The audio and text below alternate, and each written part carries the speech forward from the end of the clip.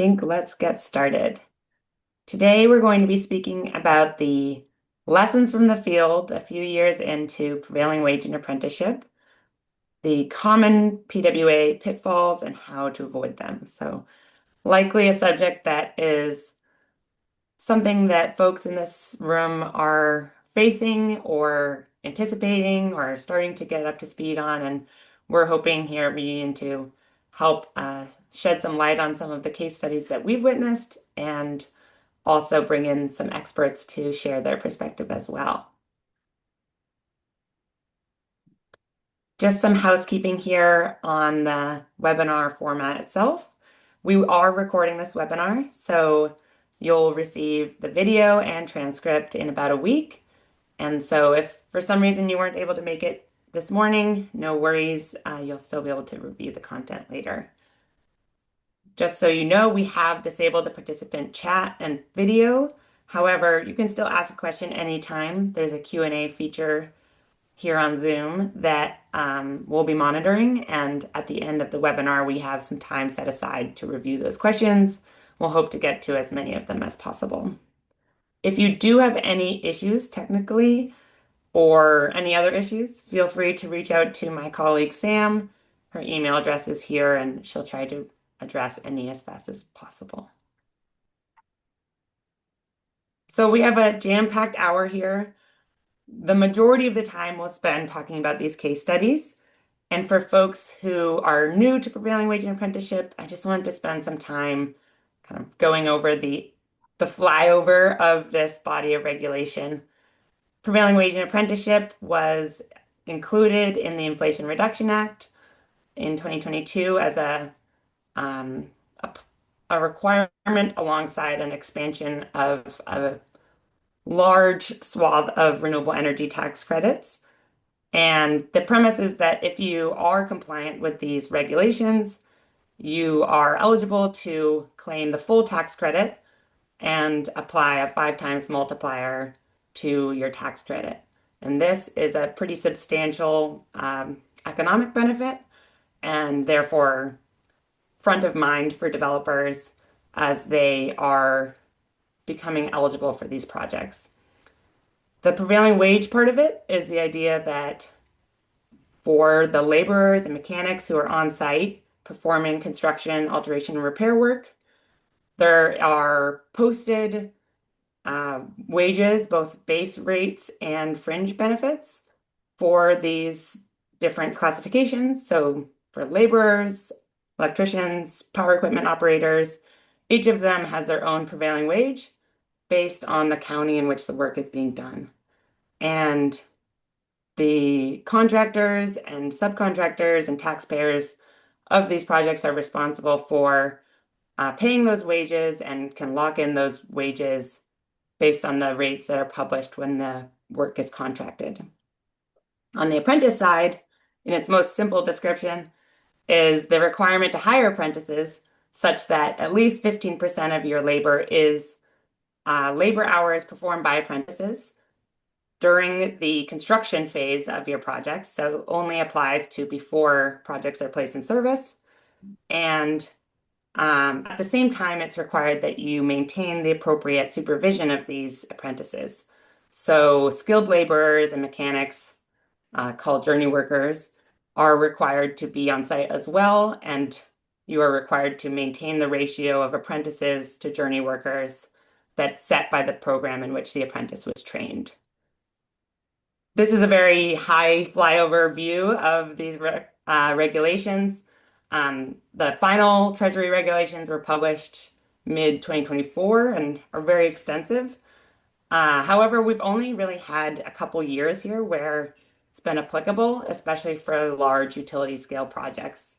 A lot were safe harbored through common practices of the physical work test or 5% safe harbor, such that they're only now becoming kind of crossing the line of where they now need to meet PWA requirements. And even though the Treasury regulations are quite comprehensive, there are gray areas. There are instances that are common to mess up because they're complicated and new.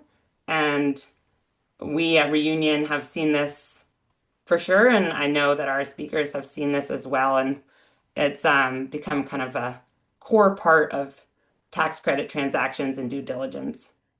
So this webinar will focus on those case studies, and we will also have time, as mentioned, at the end for our Q&A. So please do send in questions as you go, and we'll try to address those.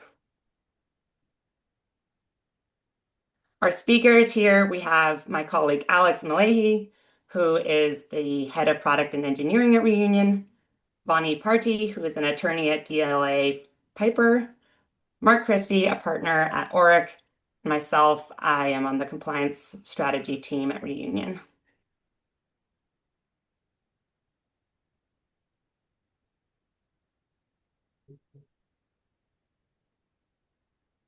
Next slide, please.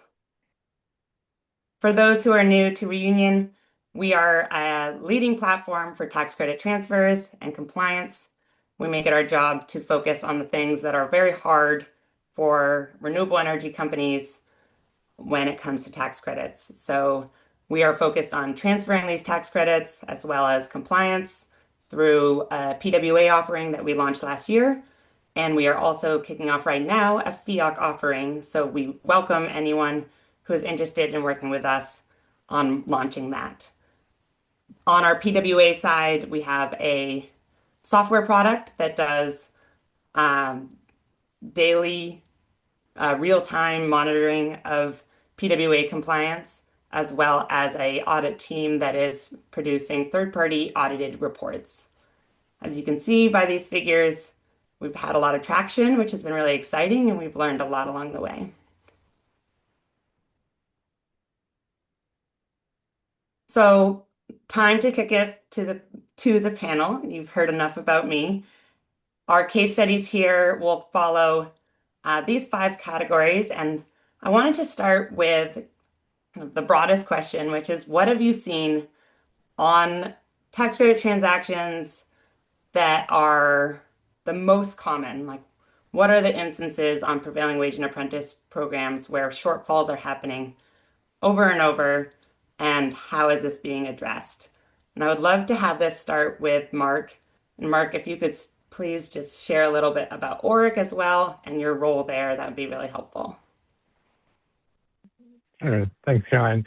Yeah, I'm a partner at Orrick. I'm based in our Chicago office. At Orrick, we have one of the largest renewable energy tax credit practices and represent a wide variety of market participants, sponsors, developers, tax equity investors, and tax credit sellers and buyers. And we work at projects at all stages, including early stage like M&A or PPA negotiations, equipment procurement or financing, and tax equity structures and tax credit transfer transactions.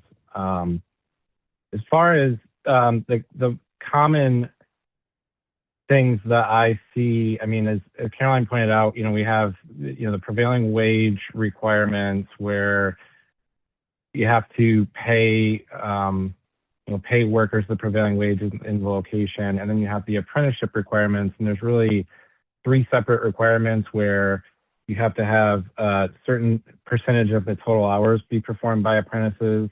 If you have 4 or more labor mechanics doing certain doing work, then you have to have at least 1 qualified apprentice. And then there's also a ratio requirement where you look at the registered apprenticeship program, what the apprenticeship to journey worker ratio is, and have to make sure that any day on the job site that ratio is met, so you don't have too many apprentices where you don't have a journey worker kind of overseeing them. And so the most common issues that I see are shortfalls in meeting the apprenticeship requirements or being able to obtain the right number of apprentices. And so there's often maybe there's certain contractors or subcontractors that don't meet the requirements and or don't aren't able to show that they've met the ratio requirements. And so when that comes up in transactions, all these prevailing wage and apprenticeship requirements, if you don't meet them, it doesn't mean that you don't get the tax credit. I'm trying to point out that you have a 5 times multiplier if you comply with the prevailing wage and apprenticeship requirements, but it's not really like another tax credit adder. It's it's mostly mandatory because most people are going to want the full credit. So if you are doing the base ITC, that's only 6%, but if you can get the prevailing wage and apprenticeship requirements, you're at 30%, so 5 times that. Um, and so, um, and so, meeting these requirements is super important. If you do have a failure, there are ways to correct it where you are deemed to satisfy it, depending on what the problem is. For prevailing wages, it's paying the labor mechanic whatever the shortfall was in the wages plus an interest payment. And then there's a penalty payment that gets paid to the IRS that's filed with the taxpayer's tax return. The apprenticeship requirements also, if there's a failure to meet the labor hours requirement or the participation requirement that I mentioned, there are penalty payments associated with that, depending on the number of hours you missed. And the apprenticeship one is one that I see come up a lot as an issue where there's a shortfall, and in a transaction,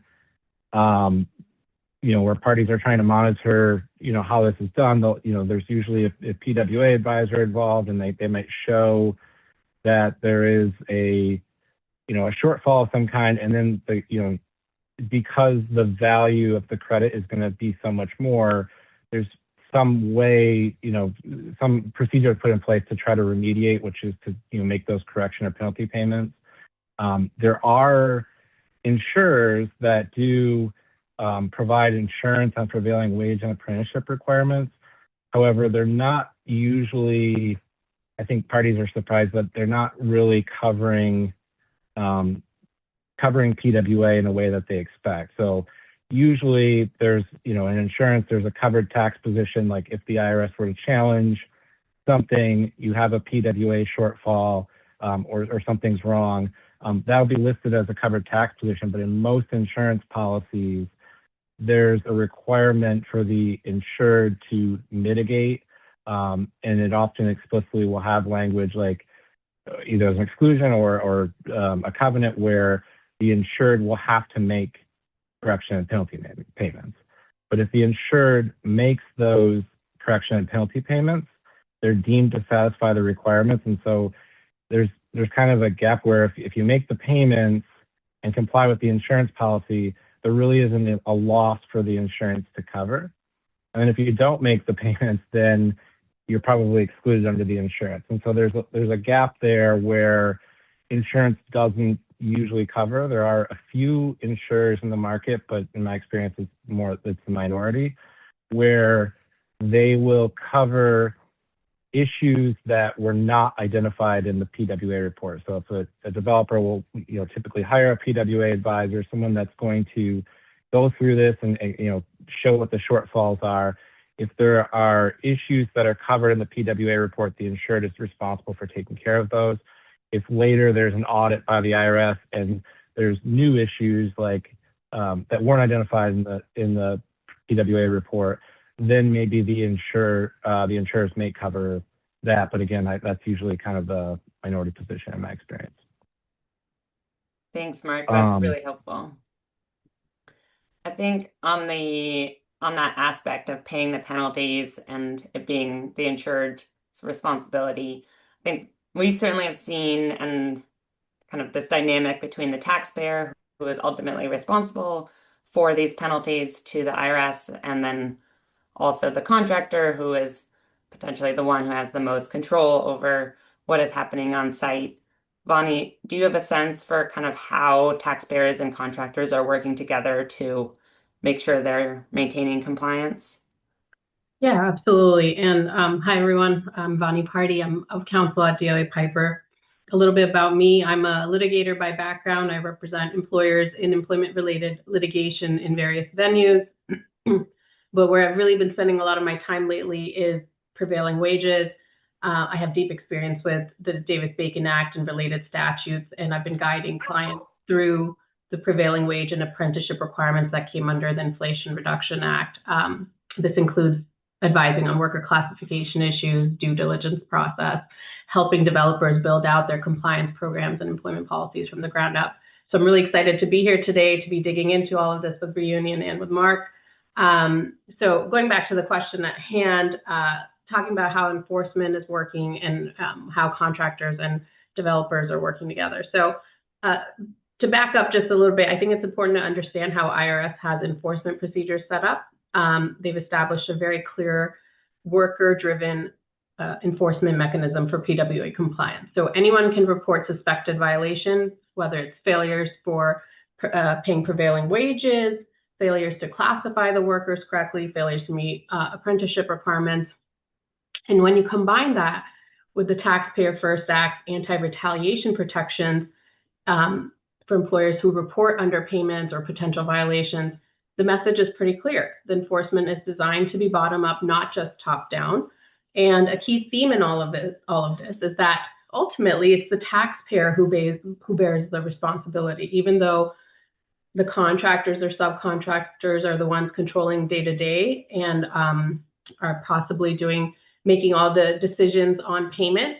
Even so, it's the taxpayer that will bear the ultimate responsibility. So under the statute, if the contractor fails, for example, to pay prevailing wages, there's a correction payment, which is the difference between what is owed and an interest amount at the federal short-term rate plus 6 percentage points that flows to the worker. And then there's a $5,000 penalty per employee that flows to the IRS. Both of those are the taxpayer's burden to cure. This triples, the correction amount triples and the penalty doubles for if there's intentional disregard. So now we talk about how contractors are working with the taxpayer. So at the outset, I think it's important to set up in your EPC contracts requiring contractors, subcontractors to adhere with all the PWA requirements that you want to make sure are complied with, right? You want to make sure there's sufficient instruction on complying with any audit, having a frequent compliance audit in place, bearing any financial consequences of non-compliance, making sure the record keeping is accurate and stored for the requisite amount of time. While there is this issue with the taxpayer bearing the responsibility, there is also mechanisms to protect the taxpayer from ultimately having to face the consequences by making sure at the outset, the program is set up correctly. Thanks, Vani. That's really helpful. And I think on the program setting up correctly side, a lot does depend on, at least on the prevailing wage side, this number two aspect of making sure that we appropriately are classifying the work that is being done and that that folks are being paid the appropriate wages based on those classifications. Alex, it'd be great if you could speak a little to how Reunion, as a product and as a team, approaches making sure the right classifications are in place.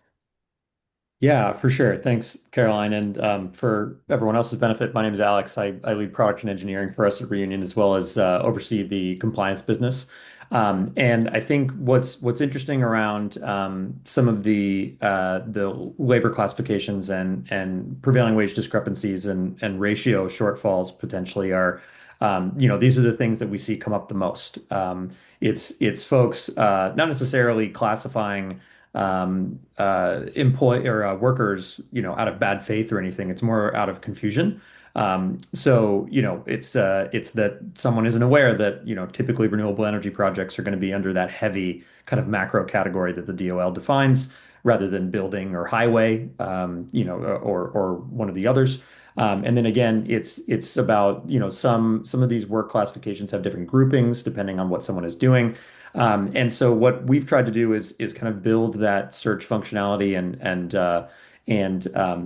ability to, choose the correct work classification for an individual worker into our platform so that a contractor isn't sort of relying on developer to tell them the correct work classifications, and developer isn't relying on contractor for, to tell them, and that we can kind of guide everyone involved in there. I think the only other thing that I'll add, in terms of things that we often see, in terms of most common, shortfalls across prevailing wage or apprenticeship, are, we've had one that sort of comes to mind recently. Utility scale project developer had folks that had a few days where ratio maybe wasn't being met.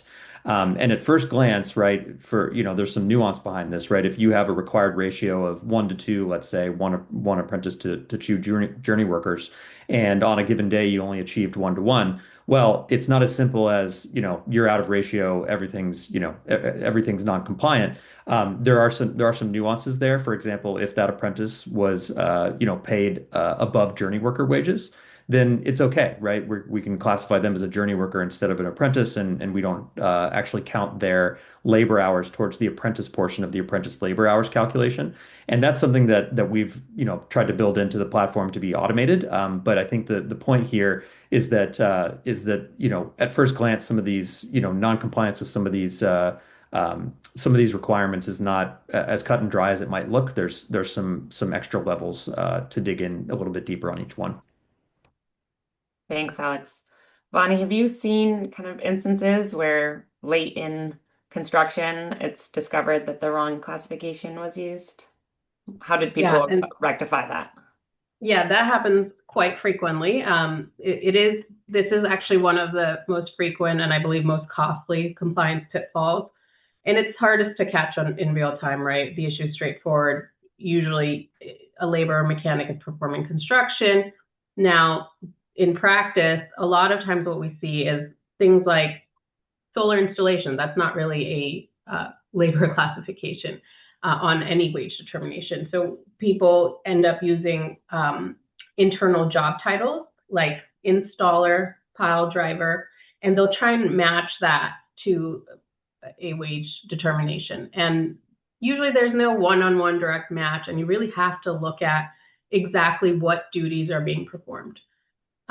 Typically, contractors end up, using their own determinations to figure out what they believe is the right wage determination. Sometimes a lot of effort is put into it, and sometimes the right thing, they use a platform like Union to help advise and get to the right conclusion. But a lot of times what ends up happening is they'll think, oh, installer sounds close enough to maybe a technician, and they'll pick that and they'll do it just based on the title. And that is where you get into trouble. And that's, you have to look at holistically, what is the role, what duties are being performed.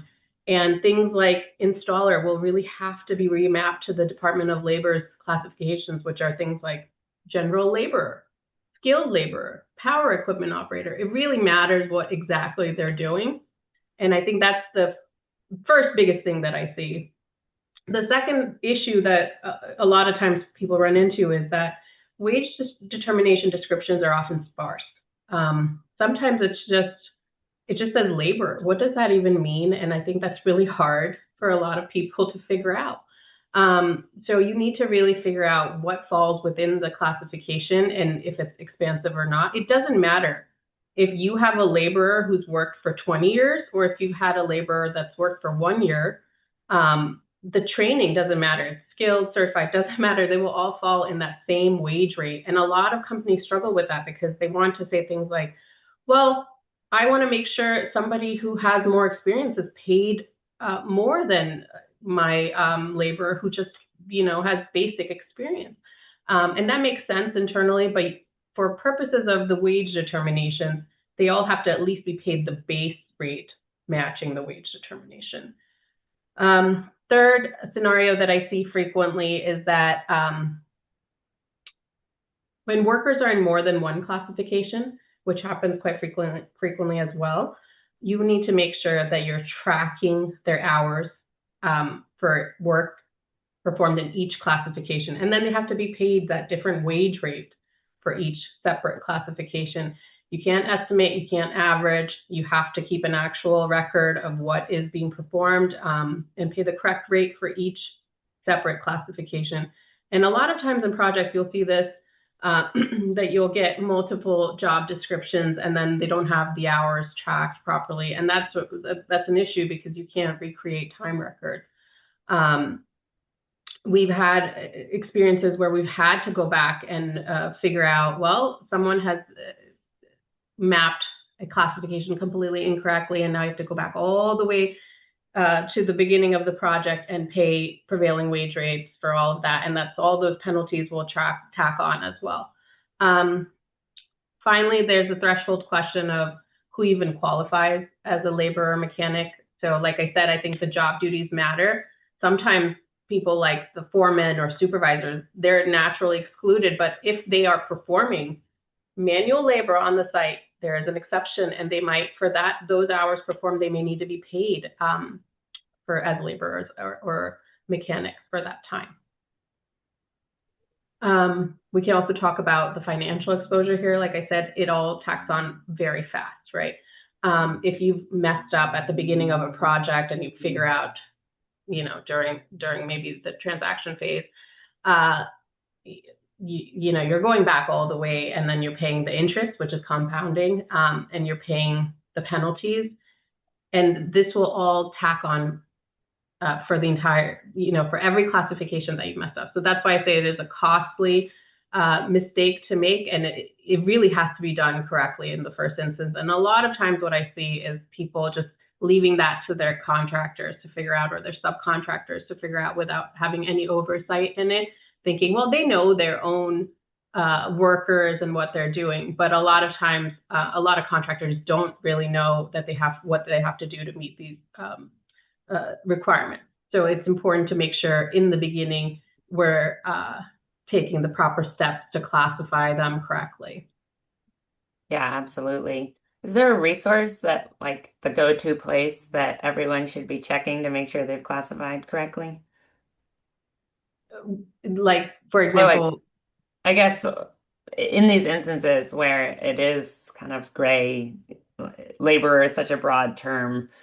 I presume like the Department of Labor has resources that you can kind of review, yeah. and is that Yeah, so the wage determinations are available on sam.gov, right? So that's where you go to for the preliminary, for basically to look at what wage determination is applicable to the project, and then to make sure that, there's FAQs on the Department of Labor website explaining exactly how you should be tracking each classification and what is required to do so.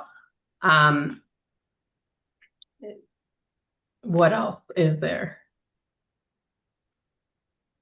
Oh, that's super helpful. And I think we've certainly seen this be an issue too. So that was a really great overview. And I wanted to ask a question here about this missing payroll data from contractors, because as with any kind of reporting or compliance, it's only as strong as the data that we receive. And if you are missing data, then you might not have a full picture of what's happening for the project, which many of these requirements are at a project level. So, yeah, maybe Bonnie, I know you've seen this a bit. Just like, have you seen any instances where contractors were unable to provide the data at all? Yeah, in fact, on a solar project, we've had a subcontractor got into a dispute with the developer. They were unable to get the subcontractor to comply and provide some of the data that they needed to pay the workers. The developer was still obligated to demonstrate PWA compliance, and for every hour that the contractors worked on site, they had to make sure the subcontractors' workers worked on site. They had to make sure they were paid properly. So they had to pull certified pay reports that they had. They had to reconstruct any, like I said in the prior instance, like if there was misclassifications they discovered at that point, they had to fix those. They had to work with the general contractors to try and validate the data. And then somehow they had to pay these workers, right? And The regulations do contemplate the scenario in the instance that they say if you make a correction payment to a laborer or mechanic who can't be located, the taxpayer can demonstrate compliance by paying it to the state unclaimed property, by complying with the applicable state unclaimed property laws and making sure all the withholding requirements are met and the total penalties are to be paid to the IRS. The issue here, though, is that gets very complicated. And we've done that, and it's a headache because you literally have to go to each, to the relevant state unclaimed property laws and figure out how long it takes to do the due diligence for some states, and how to get these payments over for workers that have worked on your site. You don't want to claim as your employees because that's a whole different problem. And how to make sure you're still compliant with PWA, even though you can't get the underlying records that may exist.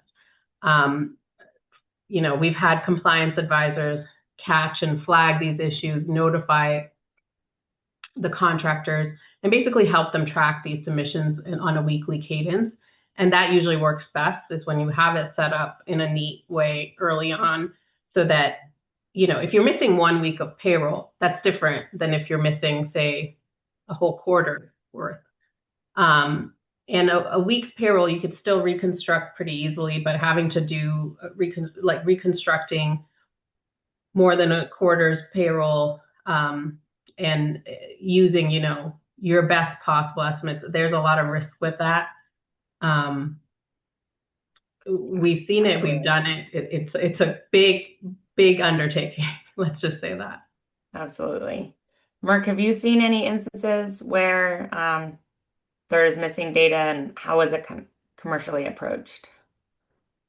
Yeah, and I think just kind of going back to a point that I was making earlier, it's important to keep in mind here that the taxpayer is ultimately responsible for complying with the requirements and ultimately responsible for making any correction or penalty payments, including tracking down the workers. But the developer is typically contracting out with other parties to do the work. And so, there's EPC or other construction agreements, O&M agreements, even supply agreements if there's going to be commissioning work or warranty work that's done on site. So having provisions in contracts, you have to have provisions in there, laying this out to try to protect the taxpayer on making sure that, not only that the, contractor is going to comply with prevailing wage and apprenticeship requirements, but, there's going to be provisions in there on,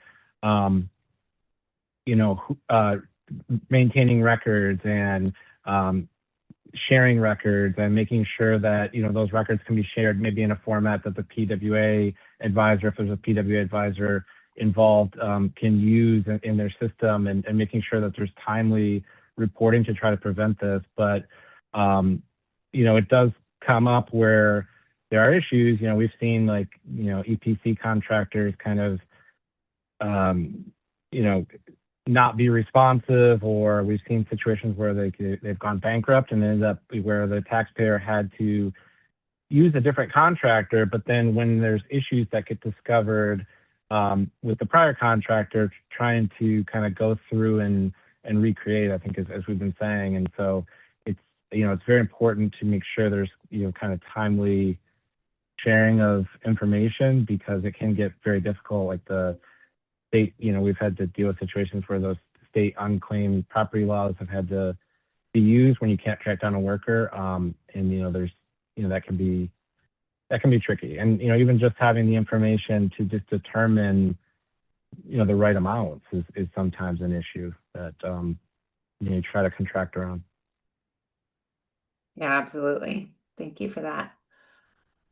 So one of the items at a reunion we focus on and make sure is in place is in the instance where there is no apprentice, there is the option to have a good faith effort exception documentation, which is available as an option in the instance where you've attempted to hire an apprentice, you've reached out to a program, and you either didn't hear back in time, or we did hear back, and that program shared that they didn't have apprentices, and that is used as a as another option and is allowed under the Treasury regulations. I was wondering, Alex, if you could speak to a little how this works in our platform and how Reunion approaches this. Yeah, for sure. I think just in terms of the most common kind of good faith issues that we see, um, it's usually that the requests aren't including all the information that the IRS says that they have to include, right? So that's number of apprentices you're requesting, that's the number of hours that you're requesting, the trade, the start and end of the work period, right? A very very particular example of one I can think of recently. We've had a contractor on a project for one of our customers request apprentices from a program. Program responds saying they don't have any, but what was left out of the request was the actual number of apprentices or a number of hours, right? So unfortunately, it doesn't count. So we had to have them actually make the request again with all that information. The IRS has to be in it. It has to be in that request, and then we document that, right? We save the whether it's an email or what have you, and responses from the registered apprenticeship program. We'll document that stuff in the Reunion platform. It gets stored alongside all the other documentation and evidence for that goes into a report. And then, of course, we automatically are able to parse that information and determine, was this request made 45 days prior to when work was supposed to start? Is this request expired, right? Was it made more than 365 days ago? Things like that. And so the biggest thing, though, that I would tell folks is, follow exactly what the IRS says needs to be in those requests, and actually we make a template available to all of our customers and their contractors, so that they don't have to do requests more than once. Vani, have you seen any kind of issues with GFE documentation? What's your recommendation for a bulletproof package? Yeah, exactly what Alex said. I think a template is key. Use a template provided by a reputable provider. It is it's easy to miss one of the 6 things that are required in the email. And it's not just that, right? I mean, 100% I've seen, and how many times have I seen the number of hours missing, the number of apprentices requested missing, and that really does mess up your entire calc, because for apprenticeship requirements, you need the total labor hours to be a certain amount, and it really does mess it up for the entire project. And so it's important that something like a template is used, because that will make sure every required element is in there and every labor hour figure is derived the way it needs to be derived.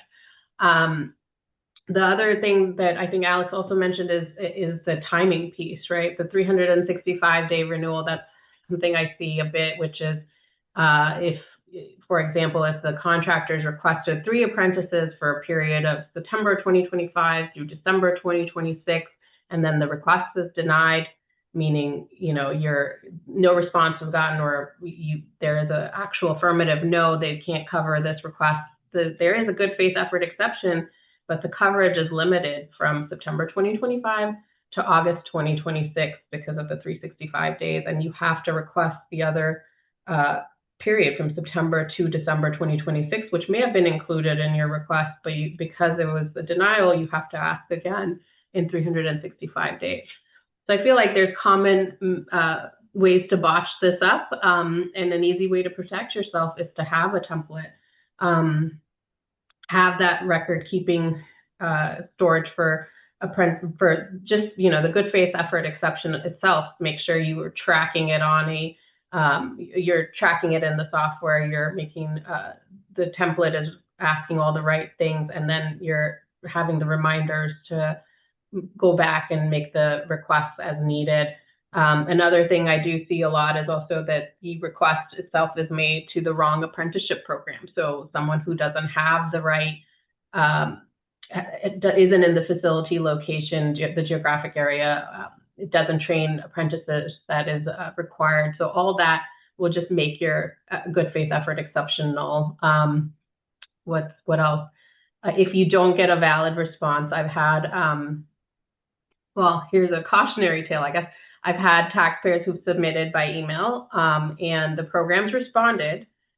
And what ended up happening was it went to the taxpayer's spam folder. So they never saw it and took a good faith effort exception where there wasn't one available, because it turns out that they did respond within 5 business days, and no one was able to track it. So unfortunate, but that happened. So the takeaway here really is, build that, use a template, make sure it includes every required element, make sure that every contractor, every trade is tracked, track those renewal dates, keep all the correspondence in one spot, make sure, like, if you think you didn't get a response, triple track that you didn't get a response. And then if a program does respond and they say they can only partially fill a request, that you have to accept that as well. I see a lot of issues when sometimes they'll say, oh, we can partially provide that, and there's been an instance where the contractors responded no, and tried to claim the good faith effort exception on that, saying, well, we wanted all of this amount and we only got partial. But the partial does count, and you can claim the good faith effort portion for the part that was denied. Yeah, absolutely. We just received a question about the 45-day period aspect between the start of construction and the request. Is that a binary, you either hit it or you don't issue with this bulletproof documentation? We've submitted requests later than 45 days, but it's not later than 45 days at the start. It's when apprentices are needed. So I think that's the language in the statute, and you have to go by that. Essentially, when you figure out they're needed, you can submit a request no later than 45 days before. Yeah. So for the start date of the work, it is a mandatory 45 days. That's great. So I wanted to spend the remainder of the panel part of this webinar to talk about the downstream impacts, because there's a lot of parties involved. There's the contractors, subcontractors, taxpayers who are directly affiliated to the project. However, often these projects are financed, and there's often a monetization strategy for the tax credit. There's often insurance involved, and I presume, and certainly have seen, many parties who are focused on the PWA aspect of these projects. So, Mark, I was hoping you could speak to kind of how do you navigate all of these different parties, especially when you have a PWA report that is not 100% clean? Yeah, I mean, it's become a big issue to focus on in transactions. I mean, like in a tax credit transfer deal, it's very common. The tax credit buyer is probably going to expect a delivery of a PWA report, as we said, where a PWA advisor goes through and details all the issues, or in a tax equity investment, the investor is going to require as a funding condition that they see a PWA report that identifies the issues along with the remediation plan. And usually I actually do see PWA reports that are often not clean, particularly with larger projects. But I mean, with any project, there's usually some mismatch, and so the parties are going to have to figure out what to do. And it's good to be able to kind of quantify what the issue is, or have a plan. If it's here's the correction on penalty payments owed, then you have an idea, and maybe the developer may have to reserve for it because or show how they're going to make those payments, because there is a difference. Again, there's the correction payments that go to the laborers or mechanics, and then you have penalty payments for either the prevailing wage shortfalls or a failure of the apprenticeship requirements. Those actually get paid with the IRS with the taxpayer's tax return. And so, you may have penalty payments and about them, but, the project is placed in service and then you're not actually filing a return until a year later. And so there's going to be a delay and figuring out how to deal with it. Again, if it's a reserve requirement, if it's something material, or, some other mechanism. And then, again, going back to the documentation with the contractors, I mean, one of the really important negotiation points in like the EPC contracts or the supply agreements is usually, the counterparty here is agreeing to comply with the prevailing wage and apprenticeship requirements.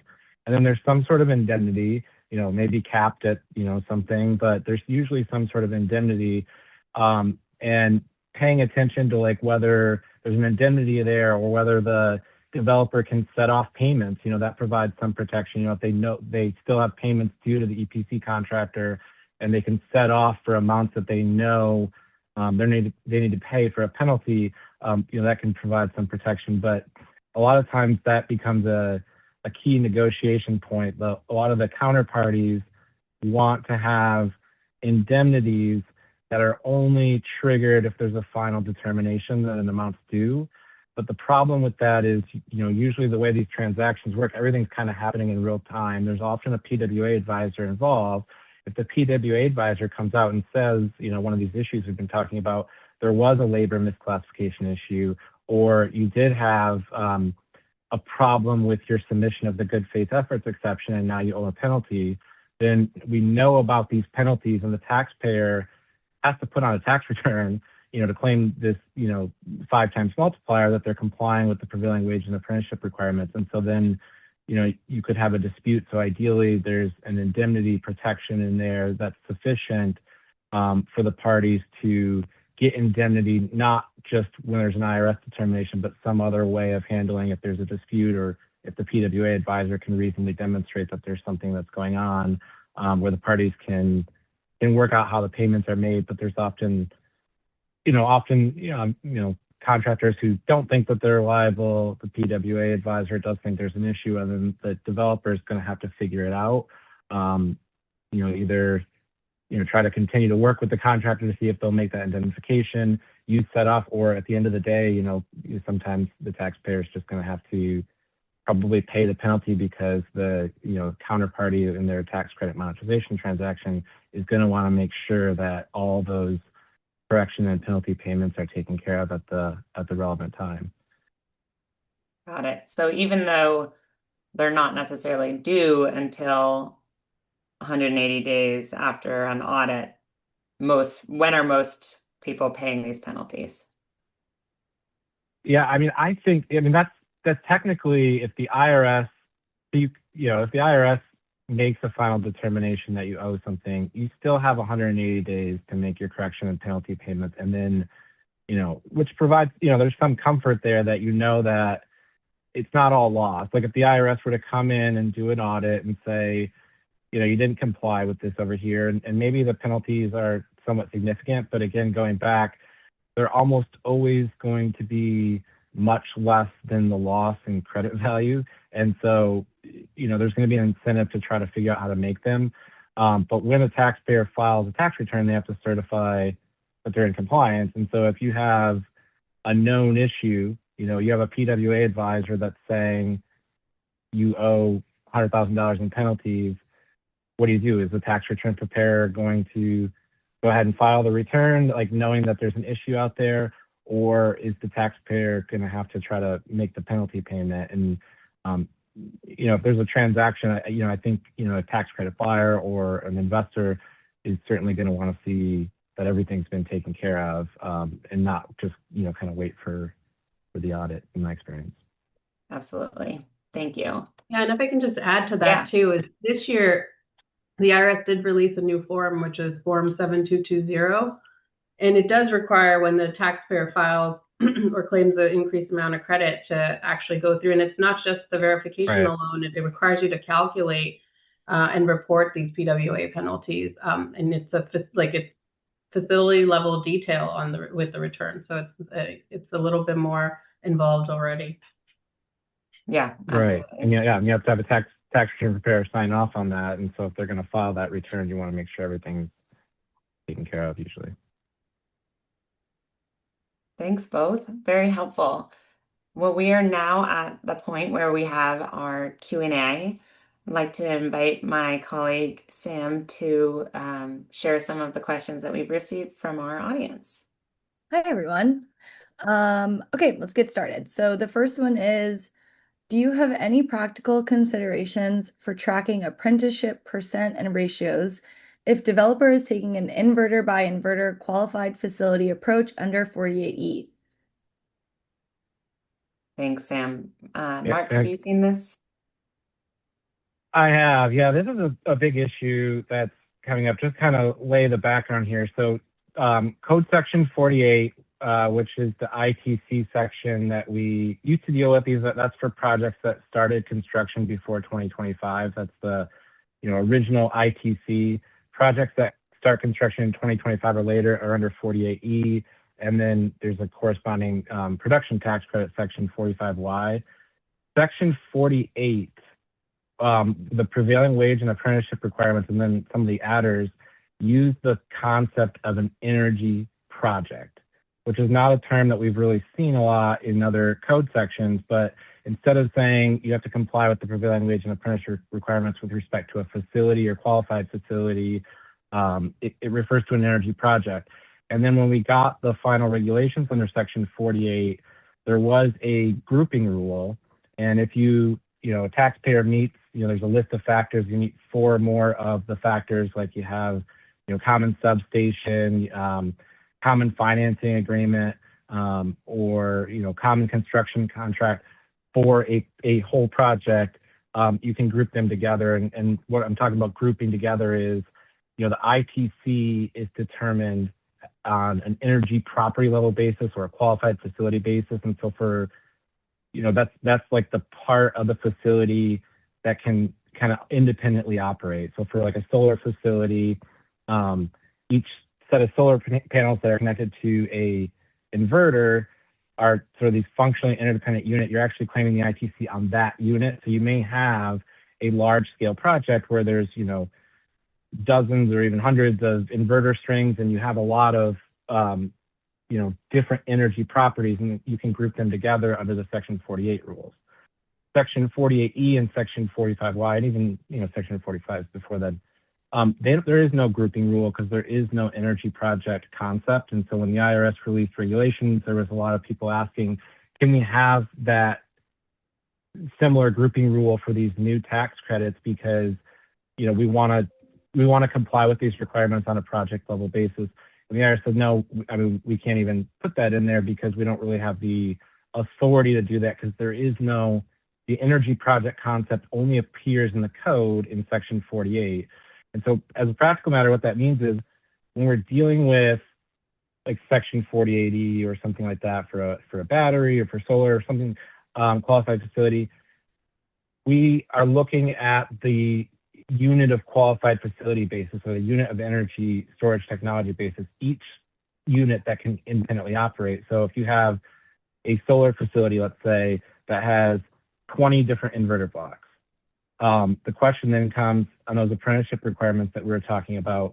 Do you have to track apprentices on each inverter block, which is very administratively burdensome to do, and a lot of contractors will push back and say, we practically can't do that, or we won't do that, or maybe require some significant change in price to do that.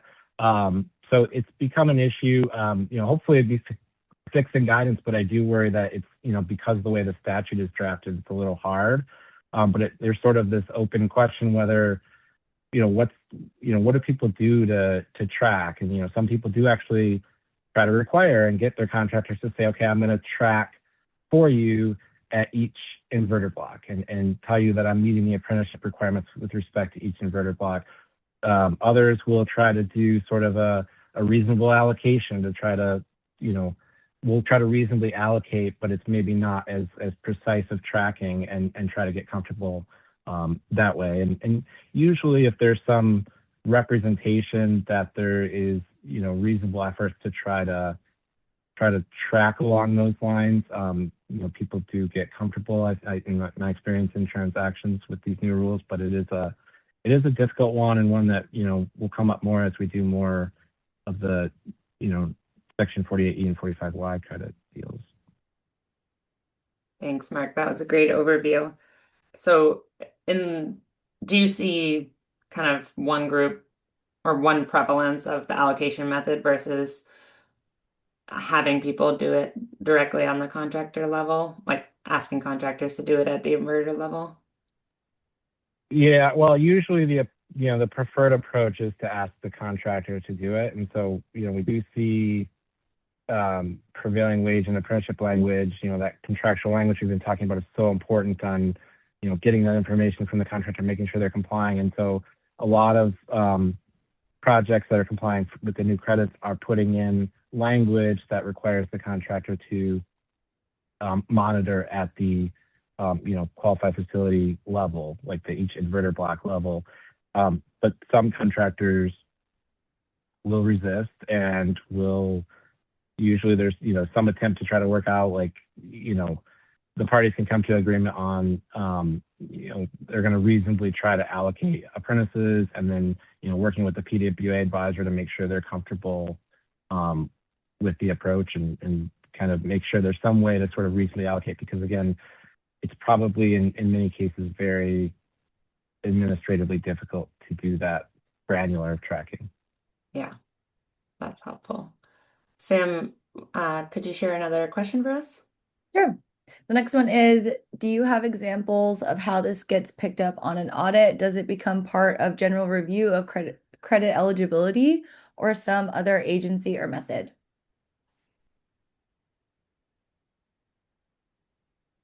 I've definitely seen it picked up on audits so far, but as part of the credit eligibility determination, and I believe that's the only instance I've seen it come up in so far. Thanks, Vani. Sam, can you share another question, please? Sure. Is exploratory geotechnical work performed ahead of NTP and construction mobilization subject to PWA? I think I can chime in on this one, Caroline. So we have several customers in the geothermal space, and what we have agreed on with them is effectively, and I'm also not a geothermal or geotechnical expert, so bear with me here, folks. But in situations we've seen, there's sort of an exploratory phase, right, of finding if the area you've chosen to build your facility is actually going to you provide yields that you predicted, right, and going to match up with your model. And there's a possibility that you do a whole bunch of work to explore these, potential wells, and then ultimately it's not feasible, right? So what we've determined is that yes, that work does still need to be PWA compliant, because ultimately, if you do go through with construction of a facility, that work will be part of the overall group of work that's now assessed against PWA, since you'll be monetizing a tax credit for the facility, and that'll, all that work went into building the facility. So I think the short answer to that question is that any work that is done on site, even if it's tree clearing, fence erecting, things like that, the conservative approach is to track all that with respect to PWA. And then worst case scenario, you don't end up, let's say, building your facility there, and you've tracked that information, but at least you're covered. So we've sort of seen that as the conservative approach.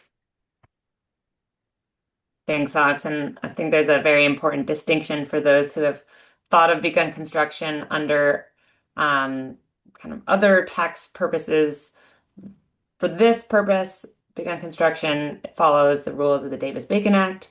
And so it's construction, alteration, repair work should refer to the Davis-Bacon Act and make sure you are in line with those types of work, which may not have been considered begun construction previously. Yeah, and I'd also take a look at Notice 2018-59. I believe that also lists out some preliminary activities that can be excluded. Oh, that's super helpful. Thanks, Vani. Well, we only have 1 minute left. I think we have one question. Maybe, Sam, we can sneak it in here. I'll try to read fast. If a compliance is not met for a particular worker who has worked on separate energy properties, do the penalties tend to apply once per worker or once for each infraction? Yeah, so I think this is related to the grouping rule that we were talking about. So I was focusing on how do you track if you have to do each inverter block? But there's a separate concern of, you know, technically as drafted, I think you could read it to say that the penalties could could duplicate.